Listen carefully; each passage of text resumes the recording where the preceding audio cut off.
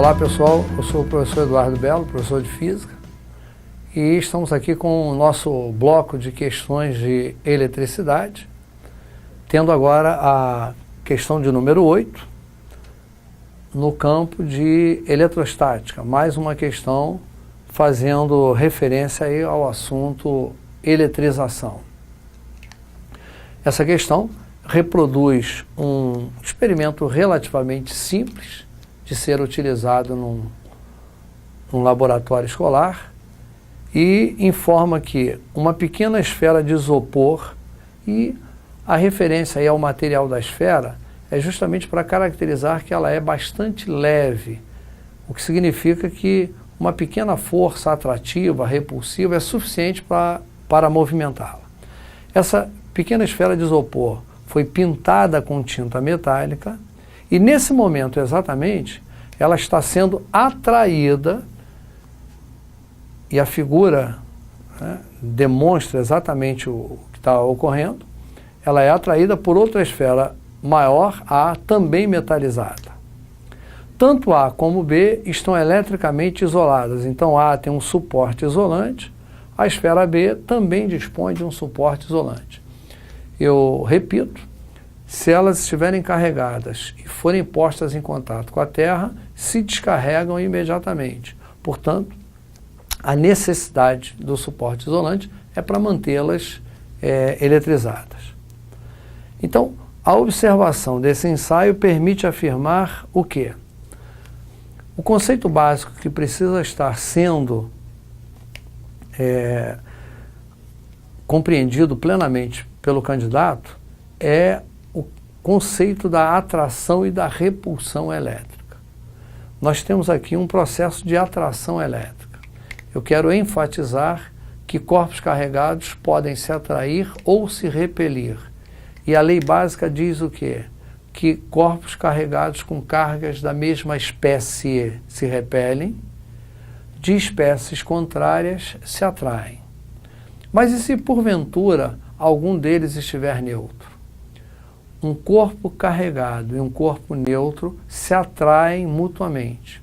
Portanto, dando um sentido mais amplo a essa lei de atração e repulsão, podemos dizer que corpos carregados com sinais iguais se repelem. Então, dois positivos ou dois negativos se repelem. Corpos carregados com sinais opostos se atraem. Um positivo e um negativo se atraem. Um corpo carregado e um corpo neutro também se atraem. Então, a atração pode ocorrer com os dois carregados, evidentemente com sinais opostos, ou pode ocorrer com um carregado e o outro neutro. A repulsão não. Esta só pode ocorrer com os dois corpos estando carregados, e assim mesmo com sinais iguais. Como estamos observando um processo de atração, nós dispomos então de algumas possibilidades. Quais seriam essas possibilidades? A e B podem estar carregados com sinais opostos e por isso se atraem. Um deles dois só pode estar carregado e o outro neutro. Analisando as alternativas, a esfera A pode estar neutra. É possível que a esfera A, estando neutra, esteja ocorrendo esse processo aí? Sim. Essa alternativa aqui ela é viável. Mas vamos verificar as outras para verificar o que está errado nas outras alternativas. A alternativa B. A esfera B possui carga positiva. A esfera B até pode estar carregada. Até pode estar carregada positivamente. Mas a questão, o experimento, não apresenta nenhum dado que me leve a afirmar categoricamente que ela está carregada positivamente. Então eu não posso afirmar. Eu posso supor, mas afirmar não. C. As esferas A e B têm cargas de sinais opostos. Eu também posso supor que elas tenham sinais opostos, mas nada no experimento me garante que elas têm sinais opostos. o fato de estarem se atraindo por si só não é uma garantia de que elas têm sinais opostos. Eu lembro que a atração pode ocorrer com um deles carregado e o outro neutro. Portanto, embora o que esteja escrito aqui seja possível, eu não posso fazer essa afirmativa apenas com base nesse experimento. A alternativa D, a esfera A possui carga positiva. Da mesma forma que falei que B pode estar positivo, A também pode estar positiva. Pode ser que esteja positivo, mas eu não tenho base nenhuma para fazer essa afirmação. E letra E, a esfera B não pode estar neutra. Esse não aqui torna a afirmativa errada. Ela pode estar neutra. Se essa estiver carregada e essa estiver neutra, haverá evidentemente atração entre elas. Então, a única afirmativa que eu posso fazer aí com segurança é exatamente essa aqui. A esfera A pode estar neutra. A palavra pode aqui, né, não dá, vamos dizer assim, uma certeza do experimento, apresenta uma possibilidade e essa é uma possibilidade real. Essa afirmativa eu posso fazer. Ela pode estar neutra. Portanto, dentre as alternativas que nos foram oferecidas, a alternativa A é a que responde adequadamente ao que foi perguntado. Observem que é uma questão relativamente simples, mas que pode causar algum tipo de embaraço ao candidato no momento de fazer uma análise das alternativas. Então é preciso que haja bastante cuidado com a mesma. Mas vamos lá à questão seguinte. A nossa questão de número 9 apresenta um trecho de um circuito elétrico de uma casa e ele cita que é a rede elétrica da cozinha, né, representada de uma forma simplificada. Nessa cozinha nós temos 2 lâmpadas ligadas nessa rede, um micro-ondas e uma geladeira. Isso tudo é informado aí. Eu verifico pelo desenho, não precisa nem o enunciado dar essa informação, de que esse conjunto de aparelhos, olha lá, está associado em paralelo numa tensão de 220 volts. Então estão ligados em paralelo numa rede de 220 volts. Como já sabemos, e vamos repetir porque não faz mal nenhum, equipamentos ligados em paralelo suportam tensões iguais. Então todos estes aparelhos operam em 220 volts. No trecho de circuito mostrado, aparecem 2 pontos que receberam destaque. O ponto P, mais lá distante, e o ponto Q, mais aqui na frente. O problema informa no enunciado assim: nesta situação, as correntes elétricas nos pontos P e Q, indicados na figura, são respectivamente IP e Q. Então, corrente elétrica que está passando nesse ponto aqui, ele chamou de IP, a que está passando nesse ponto aqui, ele chamou de IQ. Em certo instante, o forno de micro-ondas entra em funcionamento. Então, o problema admite que esse forno de micro-ondas, nesse momento, estava desligado e ele passou a funcionar. Olha lá, inicialmente, apenas as lâmpadas e as geladeiras, apenas as lâmpadas e a geladeira estão em funcionamento. Então, inicialmente, as 2 lâmpadas estão acesas lá na cozinha, a geladeira está funcionando e o micro-ondas está desligado. Num certo instante, o micro-ondas entra em funcionamento. Alguém foi lá e ligou o micro-ondas. Considerando essa nova situação, as alternativas vão pedir que nós façamos uma análise do que acontece com a corrente elétrica, tanto lá no ponto P, quanto no ponto Q. Ora, galera, nós temos aqui uma corrente elétrica, vamos supor, fluindo neste sentido, indo aqui e retornando por aqui. Essa corrente elétrica se divide passando parte nessa lâmpada, parte na segunda lâmpada e parte lá na geladeira.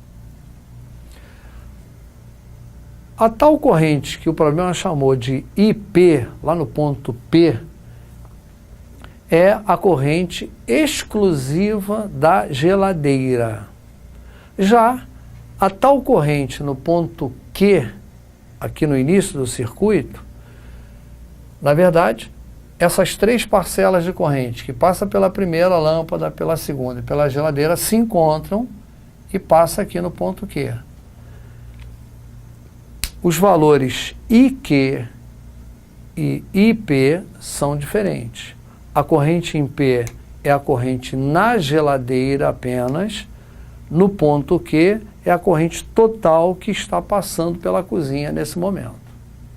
Ora, se num dado instante o micro-ondas é ligado, eu tenho mais corrente saindo aqui, porque é mais um equipamento que vai entrar em funcionamento.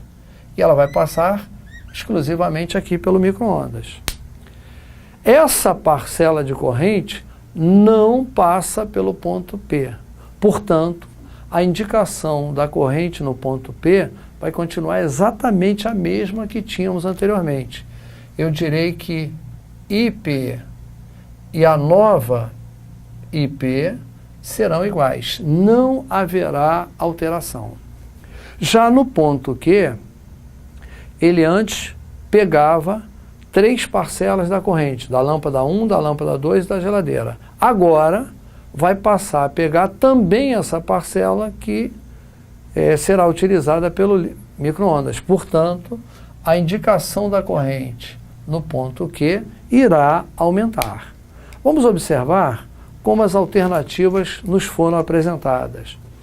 Então, fazendo aqui a leitura das mesmas, vamos lá. A letra A diz que as duas IP e Q aumentam de valor. Não. Apenas IP aumenta de valor. Não. IP é a corrente lá na geladeira, essa vai continuar a mesma. IP e Q continuam com os mesmos valores. Também não, está errado. Apenas IQ aumenta de valor. Está aqui a nossa alternativa correta. Então, na questão bastava verificar que a única modificação era na corrente total aqui, ó, registrada nesse ponto Q. A corrente lá da geladeira continuava absolutamente a mesma. Portanto, está aí respondida a nossa questão de número 9. Temos mais uma questão agora envolvendo circuitos elétricos. Na verdade, circuitos bem parecidos, mas com detalhes de funcionamento bem diferentes. O enunciado nos diz assim: um experimento simples para permitir a comparação entre brilhos de lâmpadas. Então, eu vou realizar um experimento para comparar brilhos de lâmpadas. Foi realizado dessa maneira aqui. Eu utilizei lâmpadas incandescentes numa mesma bateria. Então, olha, liguei a lâmpada Q na bateria. Em seguida, liguei a lâmpada R na mesma bateria, mas já vejo uma diferença. Aqui eu liguei a lâmpada Q sozinha na bateria. Aqui eu liguei a lâmpada R em paralelo com uma outra lâmpada igual na mesma bateria. E no terceiro caso, que ele chamou de S, eu liguei a mesma lâmpada em série com uma lâmpada igual na mesma bateria. Portanto, eu tenho três situações absolutamente diferentes. A lâmpada sozinha, a lâmpada em paralelo com uma outra idêntica, a lâmpada em série com uma outra idêntica. Eu tenho como meta, como objetivo nessa questão, comparar os brilhos que eu vou obter. Eu posso, por exemplo, levar em consideração que o brilho, a potência da lâmpada, pode ser medida pela relação U² sobre R. Onde esse U representa o quê? A tensão, a voltagem que vem da bateria. E o R representa a resistência da lâmpada. Ligar a lâmpada sozinha com uma outra em paralelo ou com uma outra em série, a sua resistência individual não vai mudar. A sua resistência individual vai continuar a mesma. Então, este aqui será um fator constante. Eu vou dizer que a potência, a iluminação, vai ficar na dependência, então, de quem? Da voltagem. O U simboliza a voltagem. Neste caso, ela recebe uma voltagem da bateria. Não sei quantos volts, não foi indicado no problema, mas ela recebe uma voltagem da bateria. Como na segunda figura, ela foi ligada em paralelo com a lâmpada, nós já temos noção de que aparelhos em paralelo suportam tensões iguais. Então a lâmpada R e a lâmpada de cima recebem a mesma voltagem da bateria. Na posição R ou na posição Q, a lâmpada está recebendo a mesma voltagem.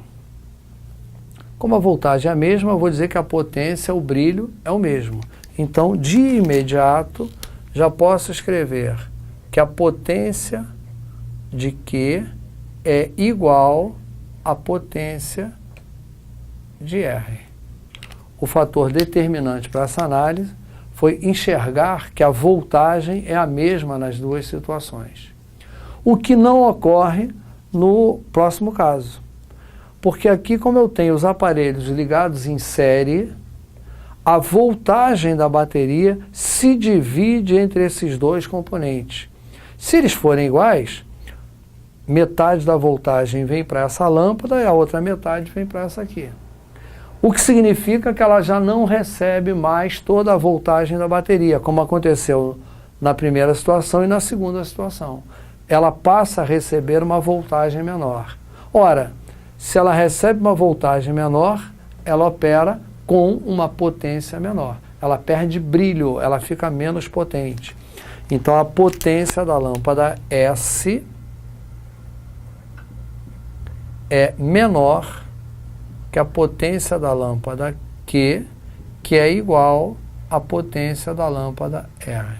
Portanto, esta seria a alternativa correta. Antes de verificar lá as alternativas, quero enfatizar bem isso aí. Você não pode ir lá para essa prova com esse tipo de dúvida. Quando os aparelhos são ligados em paralelo, eles operam com a mesma voltagem. A bateria fornece a mesma voltagem para os dois. Quando eles são ligados em série, a voltagem da bateria se divide entre os componentes da associação.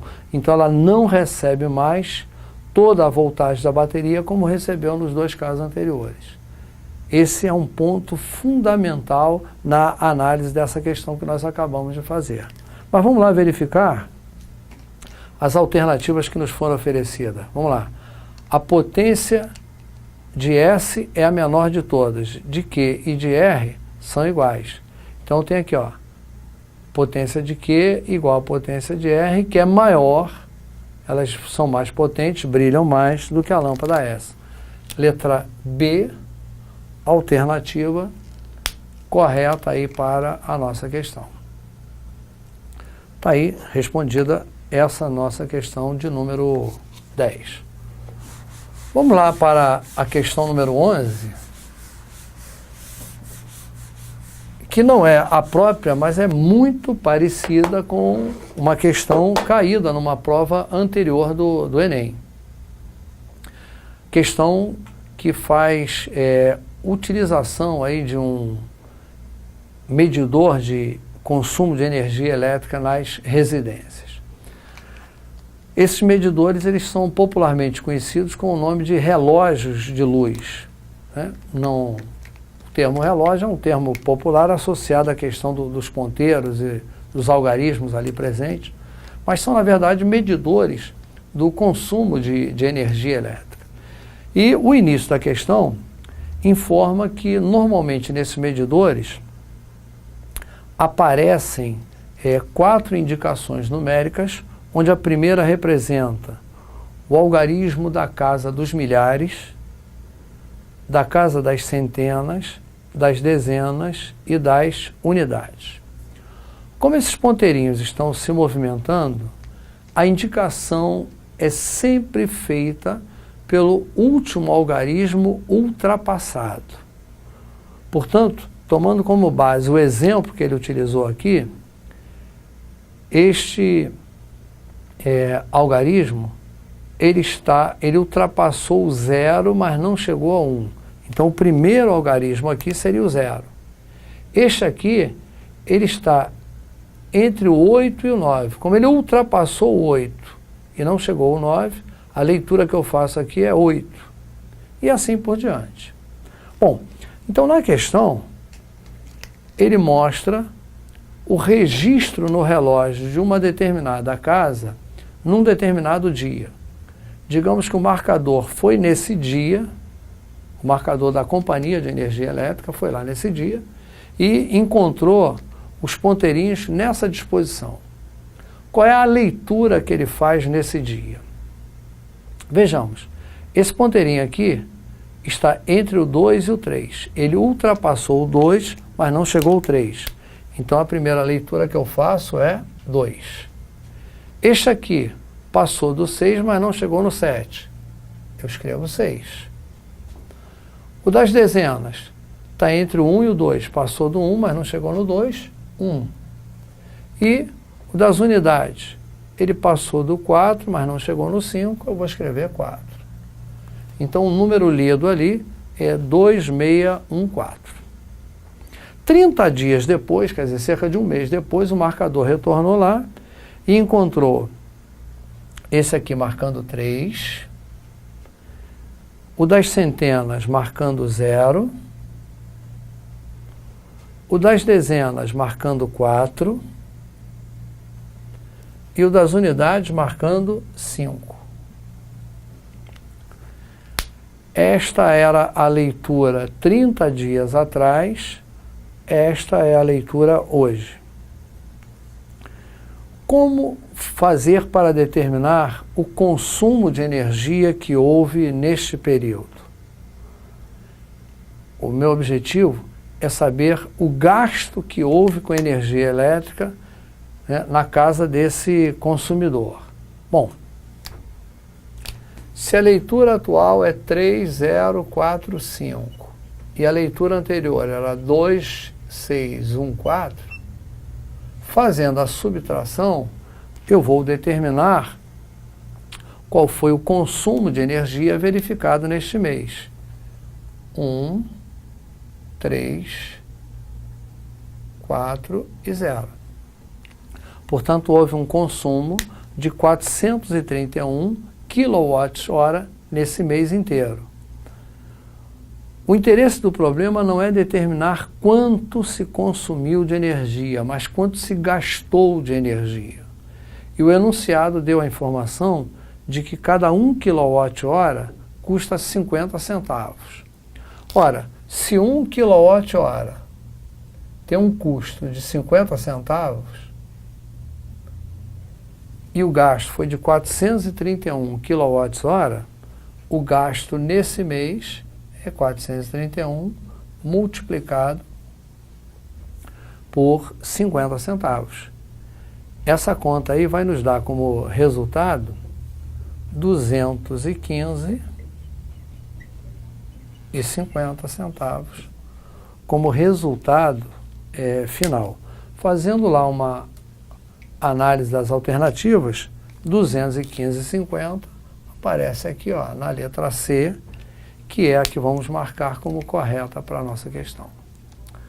Com essa questão de número 11, nós concluímos esse bloco de eletricidade, que, conforme puderam observar, varreu desde a parte de eletrização, de corpos carregados, até a parte de eletrodinâmica, passando lá pelo magnetismo. Nós esperamos ter ajudado esse processo aí de compreensão da eletricidade, da resolução dos exercícios, e que todos tenham um bom desempenho aí nas provas do Enem. Até o nosso próximo encontro. Obrigado.